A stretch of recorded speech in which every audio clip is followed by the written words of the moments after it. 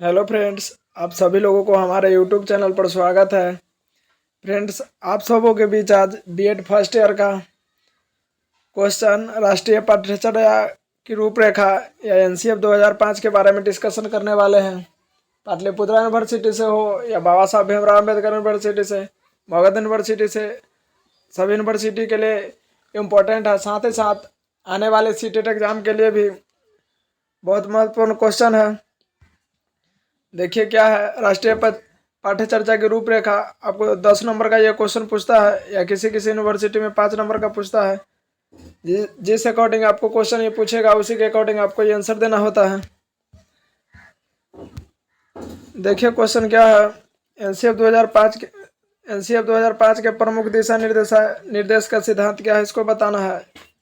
अब इसको आगे डिस्कशन करने से पहले आप प्रस्तावना देना ना भूले। प्रस्तावना लिख दे। प्रस्तावना में क्या कहा गया है, कैसे कैसे इसकी उत्पत्ति है, कौन लागू किया है, इसके बारे में लिखना होता है प्रस्तावना में। तो आइए देखते हैं। राष्ट्रीय पाठ्यचर्या के रूपरेखा 2005 का उदाहरण रविंद्रनाथ टैगोर के निबंध सभ्यता और प्रगति से हुआ है। यह भी क्वेश्चन आपको पूछेगा ऑब्जेक्टिव में कि तो बताना है रविंद्रनाथ टैगोर के निबंध सभ्यता और प्रगति से। आगे देखिए आगे क्या है। राष्ट्रीय पाठ्यचर्या की रूपरेखा 2005 शिक्षा के क्षेत्र में एक अभिनव राष्ट्रीय दस्तावेज है। यह रूपरेखा अंतर्राष्ट्रीय स्तर के शिक्षाविदों और मनोवैज्ञानिक एवं विषय विशेषज्ञों के द्वारा तैयार की गई है। अगला पॉइंट है, अब एग्जाम में लिखेगा तो पॉइंट बाय पॉइंट देकर लिखेगा, उसे आपको अच्छा मार्क्स मिलेगा।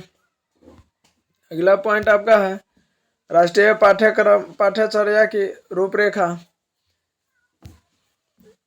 अब यहाँ से आप लिखना स्टार्ट कीजिए। जो अब मेन हेडिंग देते हैं तो हेडिंग को आप अंडरलाइन करते हुए लिखिए, ऐसे कॉपी चेक करने वाले को देखने में सहूलियत होगा और सहूलियत होगा तो आपको अच्छे नंबर देंगे। आधुनिक भारतीय शिक्षा के पद्धति के संदर्भ में एक अभिनव एवं दूरगामी प्रभाव है। एनसीएफ 2005 का उद्देश्य बालकों का सर्वांगीण विकास करना। इसके अंतर्गत पढ़ाई को स्कूल के बाहरी जीवन से जोड़ना, समझ आधारित पढ़ाई को बढ़ावा देना। सॉरी फ्रेंड्स, यहाँ देखिए बताया गया है कि इसके अंतर्गत पढ़ाई को स्कूल के बाहरी जीवन से जोड़ना, समझ आधारित पढ़ाई के बढ़ावा देना तथा कक्षा कक्ष को गतिशील विधि से जोड़ना।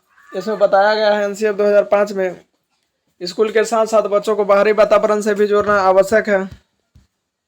आगे लिखा हुआ है एनसीएफ 2005 बालकों के मूल्यांकनों के लिए सतत और व्यापक मूल्यांकन पर बल देती है। एनसीएफ में कहा गया है कि शिक्षक बालकों में नवीन सोच, तर्क करने की क्षमता, सृजनात्मक चिंतन एवं वैज्ञानिक अन्वेषक के गुण विकसित करें। अगला पॉइंट आपका दिया हुआ है एनसीएफ 2005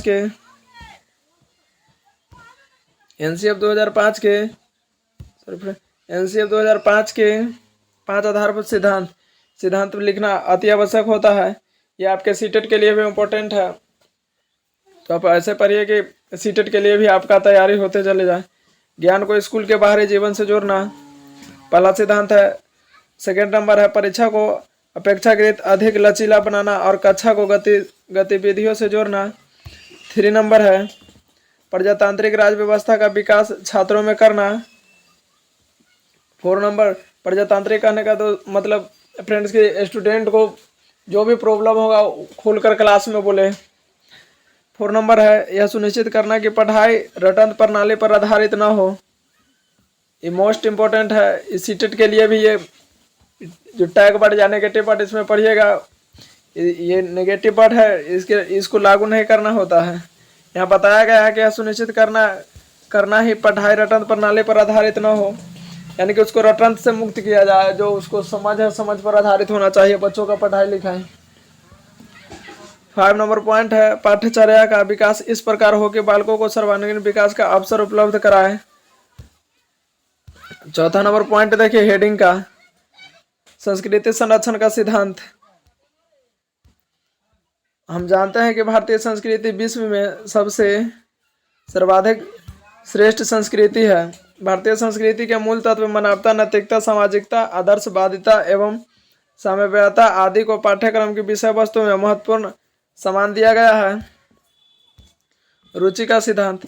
पाठ्यक्रम की प्रभावशीलता एवं सफलता। राष्ट्रीय पाठ्यचर्या संरचना 2005 के निर्माण के समय शिक्षकों की रुचि, छात्रों की रुचि एवं अभिभावकों की रुचि विशेष स्थान दिया गया है।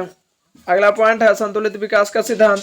समाज के प्रत्येक क्षेत्र में संतुलन बना रहे, इस हेतु राष्ट्रीय पाठ्यचर्या संरचना 2005 को संतुलन विकास के सिद्धांत को महत्वपूर्ण स्थान प्रदान किया गया। अगला पॉइंट है पॉइंट नंबर 7, आदर्शवाद का सिद्धांत। राष्ट्रीय पाठ्यक्रम संरचना 2005 में आदर्शवाद के सिद्धांत को महत्व प्रदान करते हुए आदर्शवादी परंपरा का अनुकरण किए जाने पर बल दिया गया। एनसीएफ 2005 के 5 में कहा गया कि भौतिकता के साथ साथ आदर्शवाद का भी जीवन में समावेशन होना अत्यंत आवश्यक है। नेक्स्ट पॉइंट आपका है सामाजिकता का सिद्धांत। हम जानते हैं कि समाज और शिक्षा एक दूसरे के पूरक है। एनसीएफ 2005 में सभी तथ्यों एवं प्रकरणों का समावेश किया जो स्वस्थ एवं आदर्श समाज का निर्माण कर सके। अगला आपका पॉइंट है राष्ट्रीय पाठ्यचर्या की रूपरेखा। राष्ट्रीय पाठ्यचर्या की रूपरेखा 2005 की शैक्षणिक नीतियाँ। इसको एग्जाम में लिखिएगा तो ये पॉइंट बनाकर लिखिए, या नोट भी बनाइएगा तो ये सबको पॉइंट बनाकर और पेन चेंज कर करके लिखते रहिए, ऐसे आपको नोट पढ़ने में सहूलियत होगी। विद्यार्थियों के विकास एवं अधिगम संबंध में सर्वांगीण दृष्टिकोण। सेकेंड नंबर पॉइंट है कक्षा में सभी विद्यार्थियों के लिए समावेशी वातावरण तैयार करना। कक्षा में अगर सभी बच्चों का समावेशी वातावरण तैयार नहीं होगा तो फिर वहाँ बच्चा को कुछ सीखने में प्रॉब्लम होगा, इसलिए यहाँ बताया गया है कि कक्षा में सभी विद्यार्थियों के लिए समावेशी वातावरण तैयार करना। 3 नंबर पॉइंट है ज्ञान निर्माण में विद्यार्थियों की सहभागिता और रचनात्मक को बढ़ावा देना। 4 नंबर पॉइंट है प्रयोगात्मक माध्यमों द्वारा सक्रिय शिक्षण करवाना। जब बच्चा एक्टिव रहेगा और टीचर एक्टिव रहेंगे तभी ये प्रयोगात्मक माध्यम से बच्चा कुछ सीख सकता है। अगला पॉइंट है 5 नंबर पाठ्यचर्या की प्रक्रियाओं में बच्चों की सोच, जिज्ञासा और प्रश्न पूछने के लिए पर्याप्त समय देना। 6 नंबर पॉइंट है विद्यार्थियों की सहभागिता को क्षेत्र अवलोकन, अन्वेषण, विश्लेषण आदि महत्वपूर्ण ज्ञान की विषय वस्तु को शिक्षण में शामिल करना।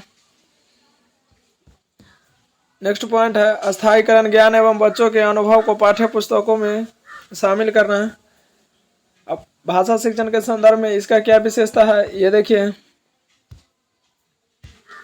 भाषा शिक्षण के संदर्भ में भाषा वह माध्यम है जिसके द्वारा बच्चे स्वयं से और दूसरों से बात करते हैं। एनसीएफ 2005 में मनुष्य में भाषा की नैसर्गिक क्षमता होने की धारणा का समर्थन करती है। बच्चे अपनी भाषा या भाषाओं में वैचारिक संप्रेषण की योग्यता को लेकर स्कूल आते हैं। एनसीएफ 2005 के अनुसार एक सृजनशील भाषा शिक्षक द्वारा बहुभाषावाद कहने का मतलब कि एक से अधिक भाषा का ज्ञान हुआ, बहुभाषी या बहुभाषावाद एक ही है, का उपयोग एक संसाधन के रूप में कक्षा में शैक्षणिक योजना बनाने एवं लक्ष्य की प्राप्ति के लिए किया जाना बेहद जरूरी है। फ्रेंड्स आप पढ़ रहे हैं एनसीएफ,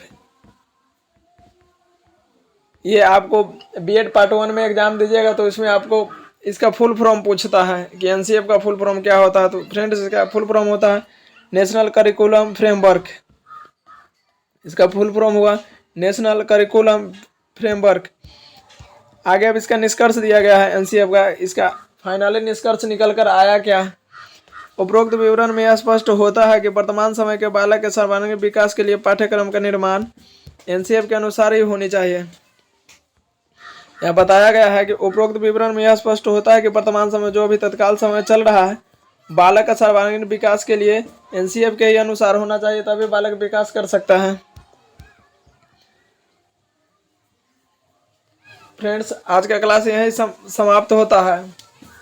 अब बीएड नोट या सीटेट नोट लेने के लिए हमारे नंबर पर संपर्क कर सकते हैं, आपको निःशुल्क में नोट दिया जाएगा। अगर हमारा चैनल अच्छा लगे तो सब्सक्राइब करें, शेयर करें तथा कमेंट करें। इसमें जो भी त्रुटि होगा उसको सुधार किया जाएगा, क्योंकि जब तक आप नहीं बताइएगा तो इसमें ऐसे तो बनाने के लिए नोट बहुत अच्छा है। जो इस स्टूडेंट से जो नोट से वीडियो बन रहा है वो स्टूडेंट का 90% रिजल्ट बीएड पार्ट 1 में हो चुका है। जो भी आप लोगों को कोई प्रॉब्लम होगा, ये हमारा नंबर है, इस पर संपर्क कर सकते हैं तथा कमेंट बॉक्स में भी आप बता सकते हैं। Thanks for watching this video.